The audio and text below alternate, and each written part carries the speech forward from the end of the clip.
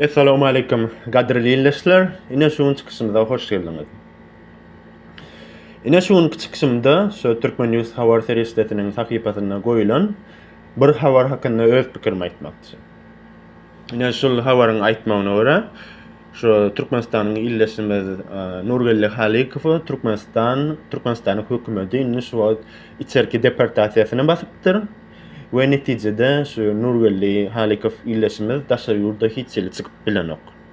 Eğer yadınıza düşen olsa geçen yanvar toğrağın bir çıkış ediptim. Şu Nurgulli Halikov'u gollap. O zaman şol çıkışta şu aeroportun iştkarları şunu Dubai'ye gidip barayan samalyoda mindirmediler. Bugünkü çıkışta inni Türkmenistan migrasiyası şuna hiç ele daşar yurda çıkmaz yani icherki deportasiya diyen peçatını basıptır. Elbette elmedama bolşiyalı bir yerde hiççilik hükümet Nurgulli Halikov hiççilik näme bir şonya havar vermedi, şonya netide çıkarıldı dip ona hiççilik sebep verilmedi. Ona şu Nurgulli Halikov diňe aýdyldy. Inejigim sen hiççilik yurtdan çıkyp bilen ok. Näme sen şeýdip. Oňa netijede Nurgulli Halikov şu ertesi günü ine görüşüňiz ýaly şu mart aýynyň 6-syna. Şu mart aýynyň 6-syna Nurgulli Halikov bilýär.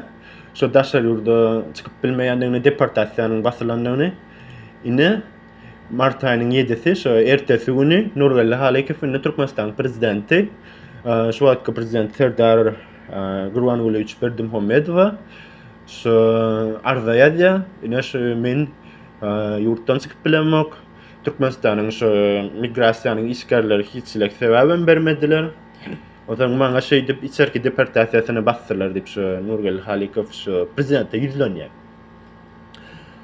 Hawa geljekde de şu hawary ýazarlaýas we Nurgulli illeşimden gollaýas sebäbi Türkmenistanyň biletýän hereketine hiççilik kanuny esas ýok. Olar diňe bir kanun sana şöyle icherki deportasiýasyna basýarlar.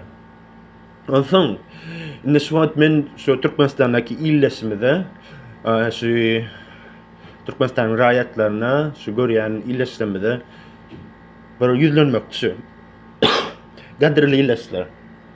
Eger biz şu wagt şu Nurgulli Halikowy gollap şoň icherki deportasiýa basylan şu kararyny ýatyrtmasak, Nurgulli Halikowy daşar ýurda çykmaga kömek etmesek, ertesi gün ine şoň ýagdaý biziň başymyza geldi. Sebäbi bulwara şu siýasat icherki deportasiýa siýasaty hemmämizde degişli. Diňe bul käbir adamlarda ýok, islenli adam.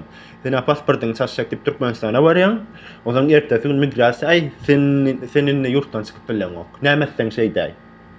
Şoň üçin şu wagtlykça biziň wagtymyz bar. Şu wagtlykça biz öňünden görüşip bilýäs. Şu wagtlykça biz kommentariýa ýazyp bilýäs, çykyşlar edip bilýäs, agyjy katlar ýazyp bilýäs. Iň bolmanda biz özümize şuňa öwrenip bilýäs, nähili hat ýazmaly, näme şuňalak bir guramaly hereket döretmeli, öz hak hukumymy goramaly. Şoň üçin şunu geçek çağırşymyz, qadrli illeşler gelin. Heniz wagtymyz barka, hereket edip başlaýalyň.